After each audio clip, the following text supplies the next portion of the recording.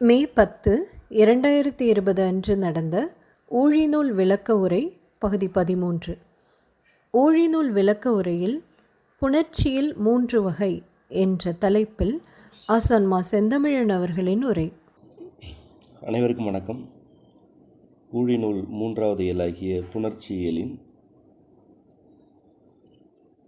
பாடம் நேற்று தொடங்கியது. இன்று அடுத்த பாடம். புணர்ச்சியில் 3 வகை என்பது இந்த பாடத்துடைய கருத்து. புணர்ச்சி என்பதன் பொருள், காமம் எனும் சொல்லின் பொருள் ஆகியவற்றையெல்லாம் நேற்று விளக்கினோம். ஆண் பெண் உடல் சேர்க்கை மட்டுமே புணர்ச்சி அல்ல. ஆண் பெண் ஒருவர் மீது ஒருவர் கொள்ளும் ஈர்ப்பு மட்டுமே காமம் அல்ல என்பதை பற்றியெல்லாம் விளக்கினோம். அந்த கருத்துகளில் இருந்துதான் இவற்றை நீங்கள் விளங்கிக் கொள்ள இயலும். பொருத்தம், பரிமாற்றம், விளக்கம் ஆகியன 3 புணர்ச்சி வகைகள். இந்த 3 புணர்ச்சி வகைகளும் 3 புணர்ச்சி நிலைகளாகவும் உள்ளன. நிலைகள் வேறு, வகைகள் வேறு என்று ஏற்கனவே விளக்கியிருந்தோம். நிலைகளில் வகைமையும் அமைவது உண்டு. இந்த பாடத்தின் போக்கில் அவற்றை நீங்கள் புரிந்து கொள்ளலாம்.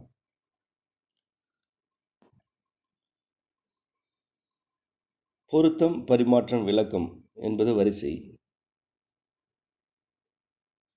இந்த வரிசையில் விளக்கமே ஆதிநிலை.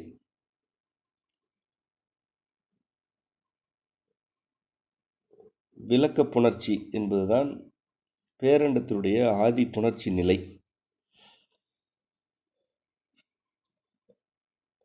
இரண்டு வேறு வேறு கூறுகள் ஒரு கட்டமைப்பிற்குள் இருக்கையில் ஒன்றுடன் ஒன்று சேராமல் இருத்தல் விளக்க புணர்ச்சி.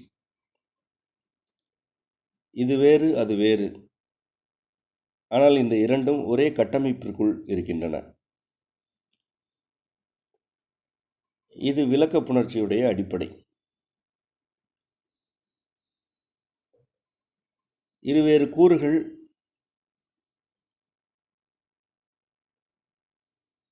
ஒன்றை ஒன்று ஈர்க்காமல், ஒன்றுடன் ஒன்று கலக்காமல், தன்னிடம் உள்ளவற்றையெல்லாம் அப்படியே இழந்து அல்லது கொடுத்து பிறவற்றிடமிருந்து அனைத்தையும் பெற்றுக்கொள்ளுதல் ஆகிய எதையுமே செய்யாமல் ஒரு கட்டமைப்பிற்குள் தொடர்ந்து நிலைத்தால் அது விளக்க புணர்ச்சி என்றாகும். தொடக்கத்தில் இந்த விளக்க புணர்ச்சி குறித்த விளக்கம் உங்களுக்கு குழப்பமாக இருக்கலாம். ஆனால் இதுதான் பேரண்டத்துடைய அடிப்படையான நிகழ்வு. இந்த விளக்க புணர்ச்சி மட்டும் இல்லையேல் எந்த பொருளுக்கும் இயல்பில்லை, எந்த பொருளிலும் வகைமை இல்லை என்று ஆகும்.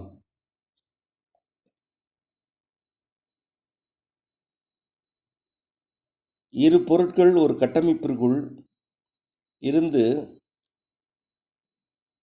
ஒன்றை ஒன்று ஈர்க்காமல் இருக்கின்றன என்பது மட்டுமல்ல, அவை இரண்டும் பிரிந்து செல்லாமலும் இருக்கின்றன. இந்த இரண்டும் தம்முடைய தனித்தன்மைகளையும் இழக்காமல் இருக்கின்றன. உண்மையில் இது ஓர் அணுவிற்குள் நிகழும் செயல்பாடு. ஊழினுள் அணுக்கொள்கையை பற்றி அதிகமாக விளக்கவில்லை. அதை நாம் வேறு நூலாக பதிவு செய்ய வேண்டியிருக்கிறது. ஆனாலும் அந்த அணுக்கொள்கை குறித்த நூலுக்காக நாம் உணர்ந்த அடிப்படையில் இதை சொல்கிறோம். இது அடிப்படையில் அணுவின் புணர்ச்சி. ஓர் அணுவிற்குள் இருக்கும் இருவேறு துகள்கள். இருவேறு துகள்கள் என்றால் ஓர் அணுவிற்குள் இரு துகள்கள் உள்ளன என்று புரிந்து கொள்ளக்கூடாது. வேறு வேறு என்று வைத்துக் கொள்ளுங்கள். ஓர் அணுவிற்குள் உள்ள வேறு வேறு துகள்கள், வேறு வேறு தனித்தன்மைகள் கொண்ட துகள்கள் தம்முடைய தனித்தன்மையையும் இழக்காமல், அணு எனும் கட்டமைப்பை சிதைத்துவிட்டு வெளியேறி விடாமல் உள்ளேயே இருத்தல் விளக்கப்புணர்ச்சி என்றாகும். இது அணுவில் மட்டுமல்ல, நாம் நன்கு அறிந்த பல பொருட்களில் உண்டு. பாடத்தின் போக்கில் காணலாம். பரிமாற்ற புணர்ச்சி என்பது அடுத்த நிலையில் வெளியாவது.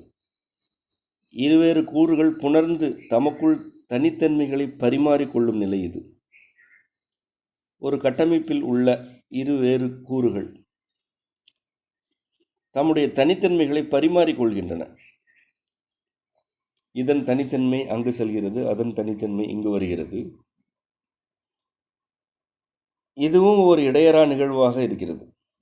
இவ்வாறு நிகழ்தல் பரிமாற்ற புணர்ச்சி. மூன்றாம் நிலையாகிய பொருத்த புணர்ச்சி. இந்த இருவேறு கூறுகள் தமது தனித்தன்மைகளை இழந்து ஒன்றுடன் ஒன்று கலக்கும் நிலை. இரண்டாம் நிலையில் தனித்தன்மைகளை அவை இழப்பதில்லை, பரிமாறிக்கொள்கின்றன. இழப்பதற்கும் பரிமாறுவதற்கும் உள்ள வேறுபாட்டை நீங்கள் புரிந்து கொள்ள வேண்டும். ஒரு பொருள் தன்னுடைய தனித்தன்மையை தக்க வைத்து கொண்டே தம்மோடு உள்ள இன்னொன்றிற்கு வழங்குவது பரிமாறுவது. அதேவேளை வழங்கி கொண்டு மட்டுமே இருப்பதல்ல, அங்கிருந்து பெற்று கொண்டும் இருக்கும், இங்கிருந்து கொடுத்து கொண்டும் இருக்கும். ஆனால் அடிப்படையில் தம்முடைய தனித்தன்மையை அது இழந்து விடாது. இதுதான் பரிமாற்றம் எனப்படுவது.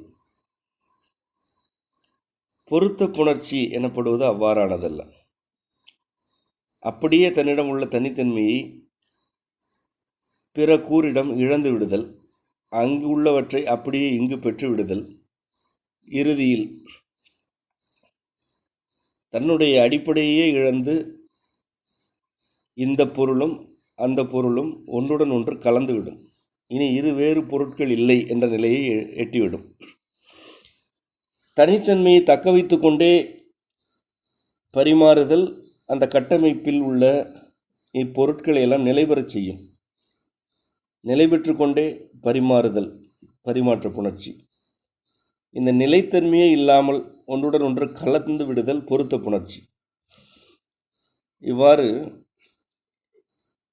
பரிமாற்றம் கூட இல்லாமல் இருக்கும் நிலை விளக்க புணர்ச்சி. பரிமாற்றத்துடன் இருத்தல் இரண்டாவது புணர்ச்சி. கலந்து வேறு வேறு அல்ல என்ற நிலையை அடைதல் பொருத்த புணர்ச்சி. காற்று தனக்குள் குளிர்ச்சி வெம்மை ஆகிய இரு பண்புகளை கொண்டது. இவை இரண்டும் காற்று எனும் வடிவிற்குள் விளக்க புணர்ச்சியில் உள்ளன. இரண்டாவது பூதமாகிய காற்று வெம்மை குளிர்மை ஆகிய இரு பண்புகளையுமே தனக்குள் வைத்திருக்கிறது. காற்று என்றாலே அதன் உள்ளே வெம்மை குளிர்மை ஆகிய இரு பண்புகள் உள்ளன என்பதை எப்போதுமே நினைவில் கொள்ள வேண்டும். குளிர்காற்று, வெப்பக்காற்று என்று நாம் அழைக்கும் காற்றின் வகைகள் எல்லாம் ஏதேனும் ஒன்றை வெளிப்படுத்துவன. எவ்வளவு வெப்பக்காற்றாக இருந்தாலும் அதனுள் குளிர்மை உண்டு, எவ்வளவு குளிர்காற்றாகினும் அதனுள் வெம்மை உண்டு. இந்த இரண்டும் இல்லாத காற்று என்று ஒன்று பேரண்டத்தில் எங்கும் இல்லை, எந்த நிலையிலும் இல்லை, எந்த காலத்திலும் இல்லை. காற்று அசைவதற்கு அடிப்படை அதன் வெம்மை. வெம்மை இல்லையெனில் காற்றிற்கு அசைவு இல்லை. அதாவது சக்தி இல்லையெனில் காற்று அசைவற்றது. குளிர்மை இல்லையெனில் காற்று எனும் வடிவமே நிலைக்காது, காற்று எனும் கருத்து நிலைக்காது. அது சிவம். குளிர்மை சிவம், வெம்மை சக்தி. இந்த இரண்டும் இணைந்த ஒரு பூத வெளிப்பாடுதான் காற்று. காற்றிற்குள் இந்த இரண்டும் உள்ளன.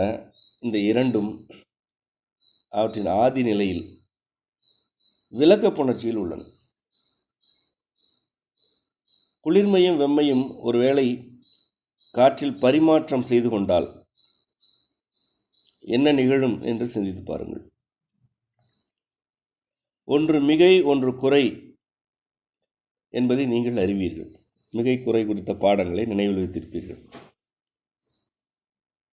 குளிர்மை வெம்மை ஆகிய இரண்டும் மிகை குறை அல்லது நேர் எதிர் எனும் இயல்பிலிருந்து புணர்ச்சி கொண்டால், குளிர்மை மிகுதியாக இருந்தால் காற்று உறைந்து போய்விடும். வெம்மை மிகுதியாக இருந்தால் காற்று வெப்பமாகிவிடும்.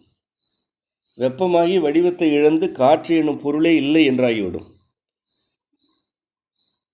கதிரவனாக இருந்தாலும் அதனுள் குளிர்மை உண்டு என்பதுதான் நாம் உணர்ந்த கருத்து.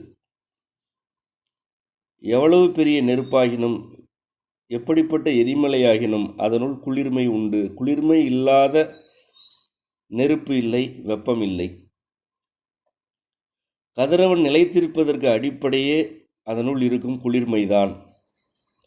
குளிர்மை இல்லையெனில் கதிரவன் எனும் வடிவமே நிலைக்காது. விண்மீன்கள், கதிரவனும் ஒரு விண்மீன் தான். பிற விண்மீன்கள், கதிரவன் ஆகியனவெல்லாம் இவ்வளவு வெப்பத்தை உமிழ்ந்து கொண்டே இருக்கும் நிலையிலும் அவையெல்லாம் ஒரு வடிவில் நிலைத்திருப்பதற்கு அடிப்படையே இந்த விளக்கப்புணர்ச்சி தான். கதிரவன் நெருப்பல்ல, அடிப்படையில் அது ஒரு காற்றின் ஒரு வடிவம். விண்மீன்களில் பல அவ்வாறானவையே, அனைத்தும் அல்ல, பல விண்மீன்கள் அவ்வாறானவையே. இந்த காற்றின் வடிவங்கள் பரிமாற்ற புணர்ச்சி நிகழ்த்தினால் ஒன்று அவை உறைந்து போகும், அல்லது இந்த வடிவமே இல்லாமல் சக்தியின் இடையறா செயல்பாட்டால் சிதைந்து போகும். ஆனால் இவையெல்லாம் வடிவில் நிலைத்திருக்கின்றன. இதற்கான அடிப்படை தான் விளக்கப்புணர்ச்சி. காற்றினுள் இருக்கும் வெம்மையும் குளிர்மையும் ஒன்றோடொன்று விலகி இருக்கின்றன, ஆனால் ஒரு கட்டமைப்பிற்குள் இருக்கின்றன. இந்த கட்டமைப்பை அவை விலக்கிவிட்டு, இந்த இரண்டினுள் ஏதேனும் ஒன்று விலக்கிவிட்டு வெளியே வந்தால் அந்த கட்டமைப்பே இல்லை. ஆனால் அவ்வாறு நிகழ்வதில்லை. குளிர்மை, வெம்மை ஆகியன ஒன்றை சுற்றி ஒன்று சுழன்று கொண்டிருக்கின்றன. ஆனால் ஒன்றும் பரிமாறிக்கொள்ளவும் இல்லை, கலந்து விடுவதும் இல்லை. இதுதான் காற்று எனும் பூதம். காற்று இவ்வாறு இருக்கையில் பிற பூதங்கள் இந்த பண்பை அப்படியே கொண்டிருக்கின்றன என்று புரிந்து கொள்ள வேண்டும். ஏனென்றால் காற்று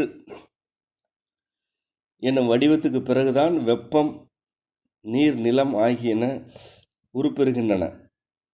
காற்றே இவ்வாறு விளக்கப்புணர்ச்சியில் தான் இருக்கிறது எனும்போது பிற பூதங்களும் இதன் அடிப்படையில் தான் நிலைக்கின்றன என்பதையும் நீங்கள் சேர்த்து புரிந்து கொள்ள வேண்டும். மனிதர்கள் மூச்சு இழுக்கிறார்கள், மூச்சை வெளியே விடுகிறார்கள். காற்று உள்ளே செல்கிறது, வெளியே வருகிறது. இது ஓர் இடையறா நிகழ்வு. நாசி வழியாக மட்டுமல்ல, உடலின் ஒவ்வொரு செல் வழியாகவும் காற்று உள்ளே சென்று வெளியே வருகிறது. தாவரங்களும் மூச்சு விடுகின்றன. தாவரங்கள் உடலுக்குள்ளும் காற்று உள்ளே சென்று வெளியே வருகிறது. சூழலில் உள்ள பல எல்லா உயிரினங்களுமே மூச்சு விடுகின்றன. நம்மை சுற்றியுள்ள காற்று எண்ணற்ற உயிரினங்களின் உடலுக்குள் சென்று வெளியே வந்த காற்று. இதே காற்று தாவரங்களுக்கு உள்ளே செல்லும் போது தாவர உடலை வளர்க்கிறது. தாவர உடலுக்குள் சென்றுவிட்டு வெளியே வரும்போது அத்தாவரத்தின் மீதுள்ள புழுவின் உடலை, பறவையின் உடலை, பிற உயிரினங்களின் உடலை வளர்க்கிறது. அந்த காற்று தான் மனிதரின் உடலுக்குள் சென்றுவிட்டு வெளியே வரும்போது மனித உடலையும் வளர்க்கிறது. இங்கே என்ன பல வகையான காற்று உள்ளதா? காற்று ஒன்று, ஆனால் அது வளர்க்கும் உடல்கள் வேறு வேறு வகையினம். இது எவ்வாறு நிகழ்கிறது? இது எவ்வாறு நிகழ இயலும் என்று சிந்தியுங்கள். காற்று தாவர உடல்களுக்குள் சென்றுவிட்டு வெளியே வரும்போது தன்னுடைய இயல்பை மாற்றி அமைத்து கொண்டு ஏதேனும் ஒரு பரிமாற்றத்தில் ஈடுபட்டிருந்தால் அது வெளியே வரும்போது மனிதர்களுக்கு அல்லது பிற உயிரினங்களுக்கு மூச்சு காற்றே இருக்காது. தாவர உடல்களுக்குள் சென்று விட்டு வந்தாலும், பிற உயிரின உடல்களுக்குள் சென்று விட்டு வந்தாலும் காற்று காற்றாக இருக்கிறது. தன்னுடைய இயல்பை இழக்காமல் இருக்கிறது.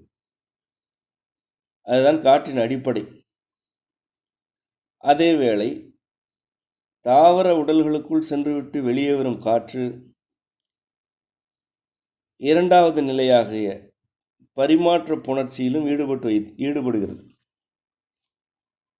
தாவர உடல்களில் உள்ள வெம்மையை அது ஈர்த்து வெளியே எடுத்து வந்து விடுகிறது. அந்த வெம்மை மிகுதியே மனிதர் உள்ளிட்ட பிற உயிரினங்களுக்கான மூச்சு காற்றாக துணை நிற்கிறது. இதே காற்று மீண்டும் தாவரங்களுக்குள் செல்கிறது. இதே வெம்மை மிகுதி அல்லது வெம்மை மிகுந்த நிலையில் உள்ள காற்று தாவர உடல்களுக்குள் சென்றால், அப்படியே சென்றால் தாவரங்களுக்கு வாழ்க்கை இல்லை, உடல் இல்லை. ஆனால் அந்த உடல்களுக்குள் செல்லும் இந்த வெம்மை மிகுந்த காற்று தாவர உடல்களை வளர்த்தெடுப்பதற்கு தேவையான குளிர்ச்சியை வைத்திருக்கிறது, குளிர்மையை வைத்திருக்கிறது. இது நிகழ்வதற்கான அடிப்படை தான் விலக்கப்புணர்ச்சி. காற்றினுள் விலக்கப்புணர்ச்சி என்ற ஆதி புணர்ச்சி நிலை அப்படியே இருக்கிறது. குளிர்மை வெம்மை ஆகியன பரிமாறிக்கொள்ளாமல் ஒரு கட்டமைப்பிற்குள் இருக்கின்றன. தம்முடைய தனித்தன்மையை இழக்காமல், பரிமாறிக்கொள்ளாமல், நீ வேறு நான் வேறு, ஆனால் நாம் இருவரும் ஒரு கட்டமைப்பிற்குள் இருக்கிறோம் என்ற நிலையில் இருக்கின்றன. இந்த அடிப்படையில்தான் எந்த உயிரினத்தின் உடலுக்குள் சென்றுவிட்டு வந்தாலும் காற்று தன்னுடைய இயல்புடன் இருக்கிறது. செல்லும் உயிரினங்களின் தேவைகளுக்கேற்ப காற்று குளிர்மையோ வெம்மையோ வழங்குகிறது. ஒருவேளை பரிமாற்றம் அப்படியே நிகழ்ந்து விட்டால், ஒரு முயலுக்குள் சென்று வெளியே வரும் காற்று அருகே உள்ள ஒரு தாவரத்திற்கு பொருந்தாத காற்றாகிவிடும். தாவரங்கள் எல்லாம் காற்றை தூய்மை செய்கின்றன என்றும், மனிதர்களுக்கு அவை மூச்சு காற்றை உற்பத்தி செய்கின்றன என்றும் நீங்கள் படித்தவற்றையெல்லாம் துறந்து விடுங்கள். அவ்வாறான தூய்மை பணி என்று புரிந்து கொள்வதும், காற்று உற்பத்தியாகிறது என்று புரிந்து கொள்வதும் பொய்யல்ல, மேலோட்டமான சில தகவல்கள். ஆனால் இவற்றையெல்லாம் மீறி புவியில் வேறொன்று நிகழ்கிறது. காற்று தன்னுடைய அடிப்படை இயல்புகளை இழந்துவிடாத நிலையில் எல்லா உயிரினங்களின் உடல்களுக்குள்ளும் சென்றுவிட்டு வருகிறது. ஒவ்வொரு உயிரினத்தின் உடலும் உள்ளே வரும் காற்றுடன் பரிமாற்ற புணர்ச்சியில் ஈடுபடுகின்றது. ஒரு மரத்திற்குள் காற்று செல்லும் போது மரம் பரிமாற்ற புணர்ச்சியில் ஈடுபடுகிறது. தன்னிடம் உள்ள சிலவற்றை காற்றிடம் வழங்கிவிட்டு காற்றிடமிருந்து ஏதேனும் சிலவற்றை மரம் பெற்றுக்கொள்கிறது. இது மரம் செய்யும் பரிமாற்ற புணர்ச்சி. இவ்வாறு செய்கையில் மரத்தின் உடல் வளர்ச்சி அடைகிறது, அதற்கு நிலைத்தன்மை கிடைக்கிறது. அதேவேளை காற்று தன்னுடைய அடிப்படையை இழந்துவிடவில்லை. மரம் கொடுத்த சில பொருட்களை சுமக்க தவறுவதும் இல்லை. மரம் வழங்கிய பொருட்களை காற்று எடுத்து வருகிறது, வெளியே எடுத்து வருகிறது. ஆனால் அடிப்படையாக தன்னுடைய மூலக்கூறுகளை, தம்முடைய மூலக்கூறு என்று அழைப்பது மூலமான கூறு என்ற தமிழ் சொல்லாக அழைக்கிறோம், இப்பொழுதுள்ள அறிவியல் சொல்லாக அல்ல. மூலமான தன்னுடைய கூறுகளை அது விட்டு கொடுக்கவில்லை. இதுதான் காற்றின் ஆகச்சிறந்த பண்பு. இது வேறு எந்த பூதத்திற்கும் இல்லை. ஆகவேதான் காற்றை வணங்குகிறோம். மூச்சின் மீது அக்கறை கொள்வது, மூச்சு பயிற்சியை வழிபாடு போல செய்ய வேண்டியுள்ளது ஆகியனவெல்லாம் காற்றின் இந்த ஆகச்சிறந்த பண்பினால் அமைந்தவையே.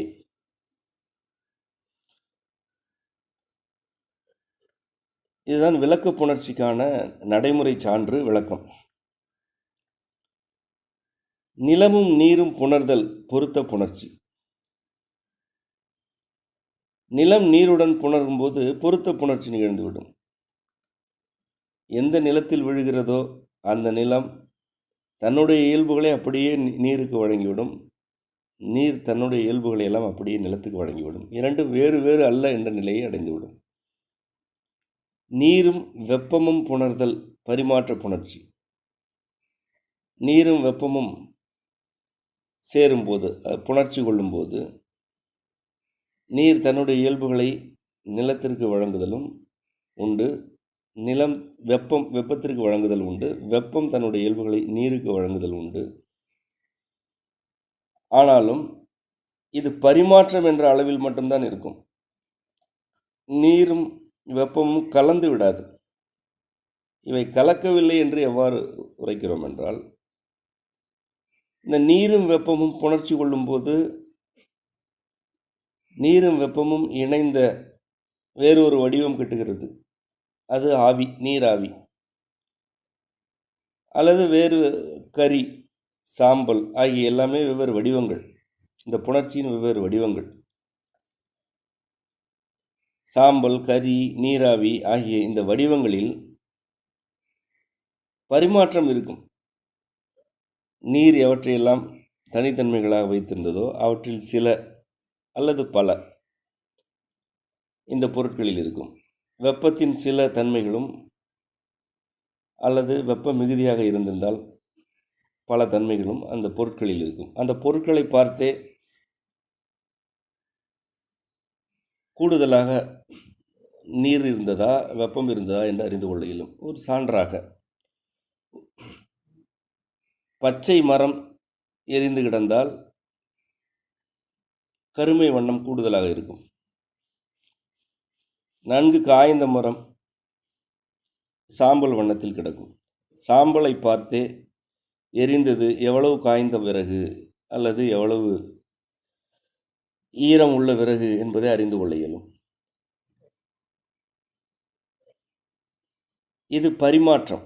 இங்கு பரிமாற்றம் நிகழ்ந்திருக்கிறது. நீர் தனக்குள் இருந்தவற்றை வெப்பத்திற்கு கொடுத்திருக்கிறது, வெப்பம் தனக்குள் இருந்தவற்றை நீருக்கு கொடுத்திருக்கிறது. இவ்வாறு கொடுத்து வேறு ஒரு புதிய பொருளாக அவை கிடைக்கின்றன.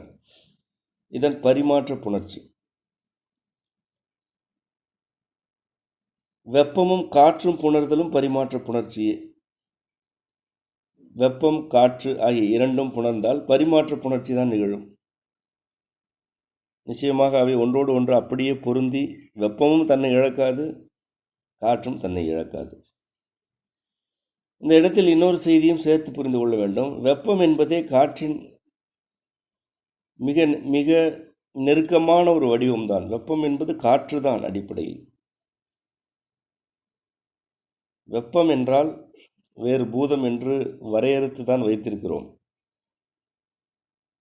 வெப்பத்திற்கென்று தனி இயல்புகள் உண்டு. காற்று வேறு வெப்பம் வேறு என்று கூறலாம். ஆனால் காற்றுக்கு மிக மிக நெருக்கமான வடிவம் வெப்பம்.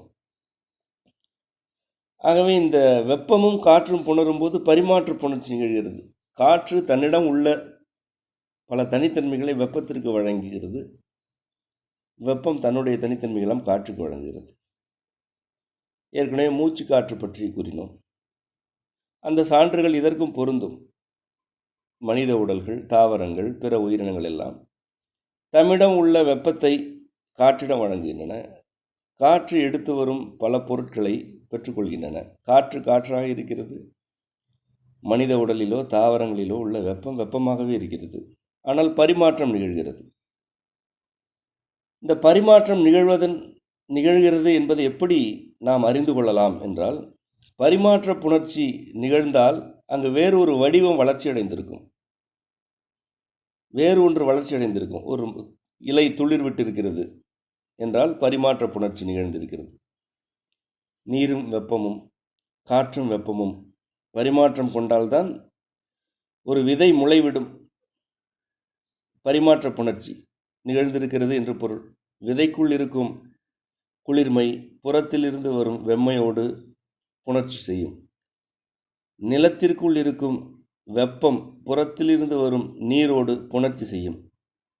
புறத்திலிருந்து விதைக்கு நீர் ஊற்றுகிறீர்கள். அவ்வாறு நீர் ஊற்றும்போது விதை நீரை அப்படியே எடுத்துக்கொள்ளாது, நீரில் உள்ள குளிர்மையை எடுத்துக்கொள்ளும். குளிர்மை வேறு நீர் வேறு, இதை நீங்கள் அறிந்திருப்பீர்கள். நீருக்குள் குளிர்மை உண்டு. விதை குளிர்மையை உள்ளிழுக்கிறது, தன்னிடம் உள்ள வெம்மையை வெளியே தள்ளுகிறது. இது பரிமாற்றம். இந்த பரிமாற்றம் நிகழ்ந்தால் முளை வெளியே வந்துவிடும். இந்த பரிமாற்றம் நிகழவில்லை என்றால் விதை அழுகி போகும் அல்லது உலர்ந்து போகும். விதையை கூடுதலாக வெயிலில் வைத்தால் அங்கு பரிமாற்றம் நிகழாது. விதை தனக்குள் இருக்கும் குளிர்மையை வெளியே அனுப்பி கொண்டே இருக்கும். வெயிலில் குளிர்மை மிக குறைவு. ஆகவே பரிமாற்றம் நிகழாமல் வெம்மை மிகுந்து அது உலர்ந்த நிலைக்கு சென்று விதை எனும் தன்மை இழந்துவிடும். அதை நிலத்திற்குள் போட்டு நீர் ஊற்றும் போது அல்லது மழை பொழியும் போது பரிமாற்றம் நிகழும். பரிமாற்ற புணர்ச்சி நிகழ்ந்தால் அங்கு அடுத்த கட்ட விளைவு இருக்கும். விலக்க புணர்ச்சி இருந்தால் அதை காணவும் இயலாது, அந்த கட்டமைப்பினுள் எந்த மாற்றமும் இருக்காது. ஆனால் அந்த விலக்க புணர்ச்சி தான் பரிமாற்றத்தை நிகழ்த்தும். ஒரு கட்டமைப்பு நிலைக்க வேண்டுமென்றால் விலக்க புணர்ச்சி வேண்டும். ஒரு கட்டமைப்பு அடுத்த நிலைக்கு வளர்ச்சி அடைய வேண்டுமென்றால் பரிமாற்ற புணர்ச்சி வேண்டும். காற்று தனக்குள் நிகழ்த்துவது விலக்க புணர்ச்சி என்று ஏற்கனவே உரைத்தோம். இந்த 5 பூதங்களும் எவ்வாறு புணர்கின்றன என்று விளக்கப்பட்டிருக்கிறது. அதை மீண்டும் படிக்கிறோம். காற்று தனக்குள் நிகழ்த்துவது விலக்க புணர்ச்சி. வெப்பமும் காற்றும் புணர்தல் பரிமாற்ற புணர்ச்சி. நீரும் வெப்பமும் புணர்தல் பரிமாற்ற புணர்ச்சி. நிலமும் நீரும் புணர்தல் பொருத்த புணர்ச்சி. இந்த நிலம் என்ற பூதத்தின் புணர்ச்சியில் மட்டும்தான் பொருத்தம் இருக்கிறது. அப்படியே இயைந்து போதல், அப்படியே கலந்து விடுதல் எனும் நிலை நிலம் எனும் பூதத்தினால் அமைவது, பூதத்தில் அமைவது. அது நீருடன் மட்டும் நிகழ்கிறது. இதனால்தான் நிலமும் நீரும் உள்ள இடங்களில் உயிரின கூட்டங்கள் உள்ளன. பொருத்த புணர்ச்சி இருந்தால்தான் முற்றிலும் தனித்தன்மைகள் கொண்ட, முற்றிலும் புதிய இயல்புகள் கொண்ட அடுத்த நிலை வளர்ச்சி இருக்கும், அடுத்த நிலை வெளிப்பாடுகள் இருக்கும். பரிமாற்ற புணர்ச்சியின் போது புதிய உறுப்புகள் வளர்ச்சியடையும், கட்டமைப்பின் அடுத்த நிலை கிட்டும். ஆனால் முற்றிலும் தனித்தன்மைகள் கொண்டவை வெளிப்பட வேண்டுமென்றால் பொருத்த புணர்ச்சி வேண்டும். இரு பொருட்கள் ஒன்றோடு ஒன்று பொருந்தி நீ வேறு நான் வேறு அல்ல என்ற நிலையை எட்டிவிட்டால் அங்கு அழிவு இல்லை, அங்கு அழிவே நேராது. மாறாக இவ்வாறு கலந்த 2 பொருட்களின் கலவையாக புத்தம் புதிதாக வேறொன்று கிடைத்துவிடும். இதுதான் பொருத்த புணர்ச்சி. இது நிலமும் நீரும் புணரும் போது நிகழ்வது. நிலமும் நீரும் என்று நாம் அழைக்கும்போது அதை மண் நீர் என்றெல்லாம் புரிந்து கொள்ளக்கூடாது. நிலம் என்பது ஒரு பூதம். எது திடப்பொருளோ, எது நிலைத்த வடிவம் கொண்டதோ அது எல்லாமே நிலம்தான். விதை நிலம், இலை நிலம், ஒரு செல் எனப்படுவதே நிலம்தான். ஆகவே நிலம் என்று நாம் அழைப்பது நிலைத்தன்மை கொண்ட வடிவம் என்று பொருள். அதுதான் 5 பூதங்களில் நிலம் என்ற சொல்லுக்கான விளக்கம். வெம்மையும் குளிர்ச்சியும் மிகை குறை ஆகிய 2 நிலைகளை கொண்டவை. எது மிகை எது குறை என்பது நிலையற்றது. வெம்மை குளிர்ச்சி ஆகியவற்றை நீங்கள் அறிவீர்கள்.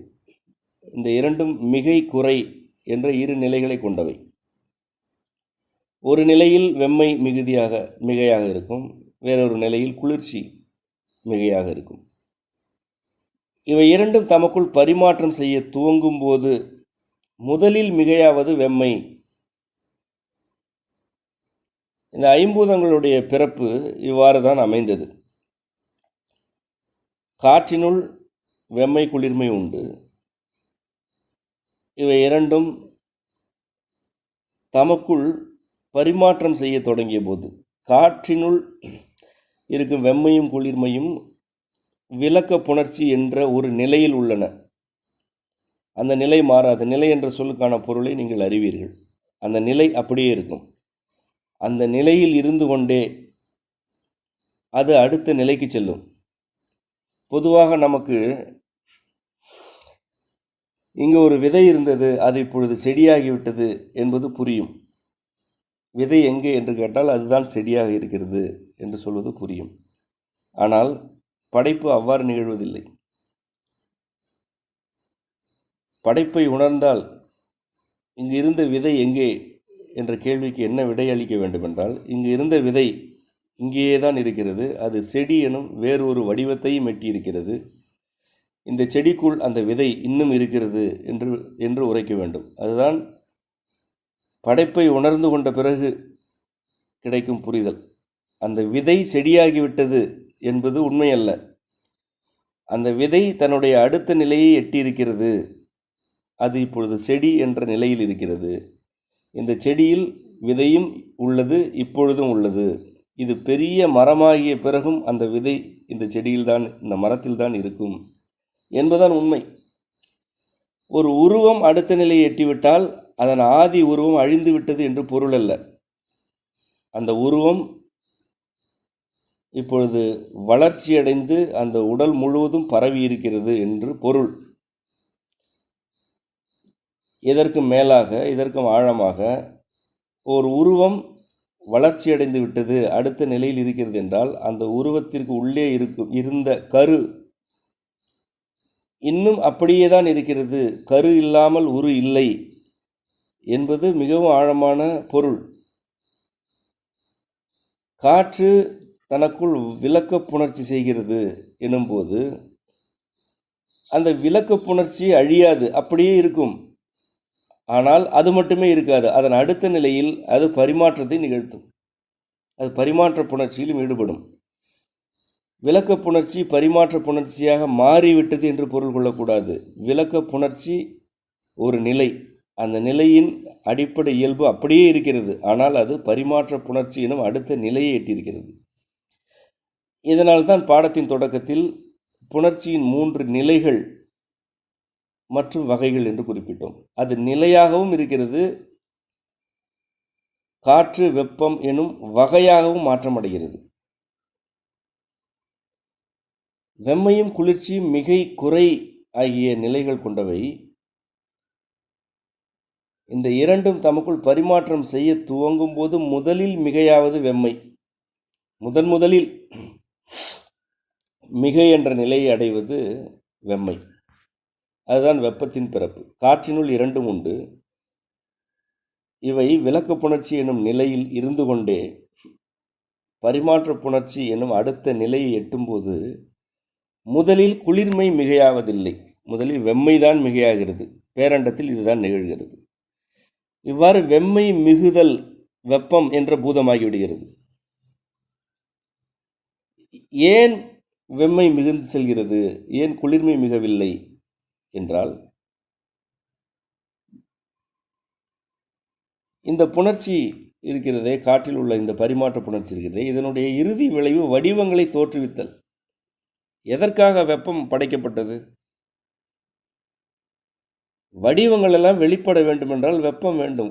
குளிர்ச்சி இருந்தால் உறைந்து அப்படியே அசையாத்தன்மையுடன் இருக்கும்.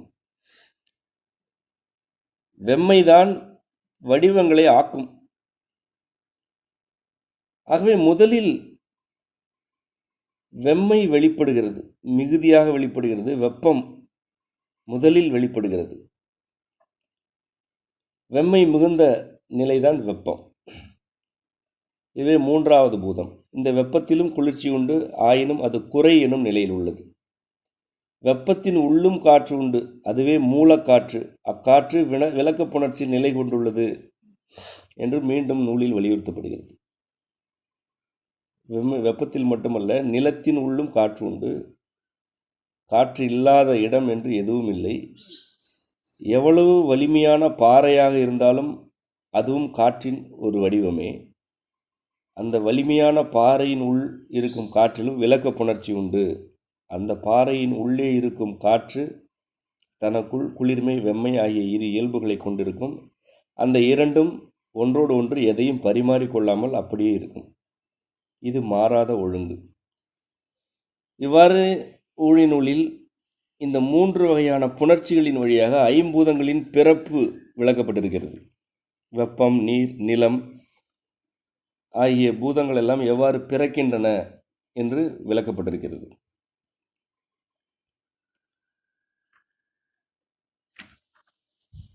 இறுதியாக எல்லா பரிமாற்ற புணர்ச்சிகளும் பொருத்த புணர்ச்சியில் நிறைவடைந்து நிலைத்தன்மை கொண்ட உடல் அல்லது பொருளை வடிவமைக்கின்றன. பரிமாற்ற புணர்ச்சி நிகழ்ந்தாலே அது பொருத்த புணர்ச்சியில் நிறைவடைந்து விடும். பரிமாற்ற புணர்ச்சி என்பது ஒரு நிலை, அந்த நிலை மட்டுமே இருக்கும் என்று புரிந்து கொள்ளக்கூடாது. அது ஒரு நிலை, அந்த நிலை இருக்கும். அதற்கு அடுத்த நிலையில் பொருத்த புணர்ச்சியாக அது மாற்றமடைந்துவிடும். இதையெல்லாம் நீங்கள் பிரித்தும் புரிந்து கொள்ள வேண்டும், இணைத்தும் புரிந்து கொள்ள வேண்டும். பரிமாற்ற புணர்ச்சி மட்டுமே நிகழ்ந்து கொண்டிருக்கிறது என்று புரிந்து கொள்ளாதீர்கள். அது அடுத்த நிலையை எட்டும், அது பொருத்த புணர்ச்சி ஆகிவிடும். இந்த பொருத்த புணர்ச்சி நிலைத்தன்மை கொண்ட உடல் அல்லது பொருளை வடிவமைக்கின்றது. எதெல்லாம் நிலைத்தன்மை கொண்டதாக இருக்கிறதோ, அது மனித உடலாக இருக்கட்டும், அல்லது தாவரங்களாக இருக்கட்டும், பறவைகளாக இருக்கட்டும், எவையெல்லாம் உயிரின கூட்டமாக உள்ளனவோ அவை பிற பொருட்கள், புணர்ச்சியினால் வெளிப்படும் பிற பொருட்கள் யாவுமே நிலைத்தன்மை கொண்டவை. நிலைத்தன்மை கொண்டவை என்றால் காற்றை போல இல்லாமல், வெப்பத்தை போல இல்லாமல், நீரை போல இல்லாமல் ஒரு வடிவில் நிலைக்கின்றன. அதாவது நிலம் எனும் இயல்பை அடைந்து விட்டன. இதுதான் நிலைத்தன்மை கொள்ளுதல் எனப்படுவது. நிலம் என்ற சொல்லே நிலைத்தல் எனும் கருத்திலிருந்து வார்த்தெடுக்கப்பட்ட சொல்தான் தமிழில். எது நிலையானதோ அது நிலம் என்றாகும். ஆகவே நிலைத்தன்மை கொண்ட உடல்கள் எல்லாமே பரிமாற்ற புணர்ச்சி மற்றும் பொருத்த புணர்ச்சியின் விளைவுகள். இந்த மூவகை புணர்ச்சிகளும் கால அளவில் தனித்தனியானவை என்று புரிந்து கொள்ளக்கூடாது. இவை மூன்றும் நிலைகளே அன்றி படிநிலைகள் அல்ல. அதாவது ஒரு மூலத்தின் வெவ்வேறு வெளிப்பாடுகளை தவிர ஒன்றன் பின் ஒன்றாக நிகழ்வதல்ல என்பது கருத்து. இவையெல்லாம் கால அளவில் ஒன்றன் பின் ஒன்றாக நிகழவில்லை. இவையெல்லாம் மூன்று நிலைகள், ஆனால் ஒரு சேர நிகழ்வன.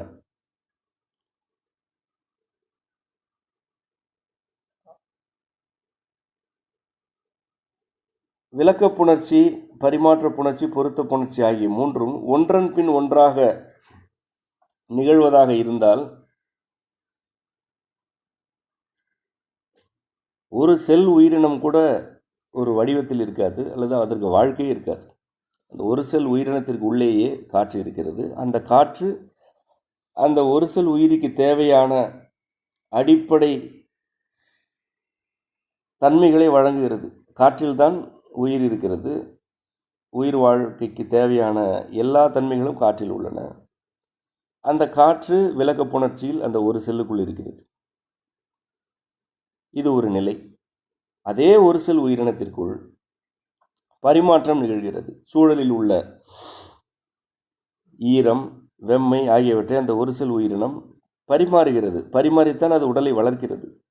இது பரிமாற்ற புணர்ச்சி. அதே ஒரு செல் உயிரினம் தன்னைத்தானே பெருக்கிக் கொள்கிறது. புணர்ச்சியில் ஈடுபட்டு தன்னுடைய இனத்தை பெருக்குகிறது. இனத்தை பெருக்கி சூழலோடு பொருந்துகிறது. எங்கு இருந்தாலும் அந்த சூழலில் தன்னை பெருக்குகிறது. தன்னுடைய உடல்களை பெருக்கிக் கொண்டே இருக்கிறது. இது பொருத்த புணர்ச்சி. ஒரு செல் உயிரினத்துடைய வாழும் கால அளவு நம்முடைய கற்பனைக்கும் எட்டாத வகையில் மிக குறைவானது. அவ்வளவு குறைந்த காலம் வாழக்கூடிய ஒரு செல் உயிரினத்தின் உள்ளேயே, ஒரு செல்லுக்குள் இந்த மூன்று புணர்ச்சி நிலைகளும் இடையறாது நிகழ்கின்றன என்பதை நீங்கள் புரிந்து கொள்ளுங்கள். ஆகவே இது ஒன்றன் பின் ஒன்றாக நிகழ்வதல்ல, ஒரு சேர நிகழ்வது என்பது கருத்து. காலம், நேரம் ஆகிய கருத்துக்கள் எல்லாம் மனிதர்களுக்கு வழங்கப்பட்ட மாயையிலிருந்து விளைந்திருப்பவை. மாயை கடந்து செல்லும் போது காலம் என்பது முற்றிலும் வேறானது. அது ஒன்றும் அடிப்படையான கருத்தல்ல. படைப்பில் அது ஒரு அடிப்படை கருத்தல்ல. அது மாயை விளைவிப்பதற்கான ஒரு கருத்து. மாயை என்பது கற்பனை என்று புரிந்து கொண்டால் இந்த கருத்தை புரிந்து கொள்ள இயலாது. அது கற்பனை அல்ல, அது ஒரு வெளிப்பாடு, இறுதி வெளிப்பாடு. ஆகவே கால வரிசைப்படி எல்லாம் நிகழ்கிறது என்றெல்லாம் புரிந்து கொள்ளாதீர்கள். ஒரே காலத்தில் இந்த 3 புணர்ச்சிகளும் நிகழ்கின்றன. இதுதான் புணர்ச்சியுடைய அடிப்படை. அடுத்த பாடத்தில் புணர்ச்சியின் 3 அடிப்படைகள் உள்ளன. இப்பொழுது விளக்கிய அடிப்படையிலிருந்து 3 அடிப்படைகள் உள்ளன. அதன் பிறகு புவியில் எவ்வாறு உயிரினங்கள் தோன்றின என்பதற்கான பாடங்கள் உள்ளன. இன்றைய பாடம் இத்துடன் நிறைவடைந்தது. நன்றி.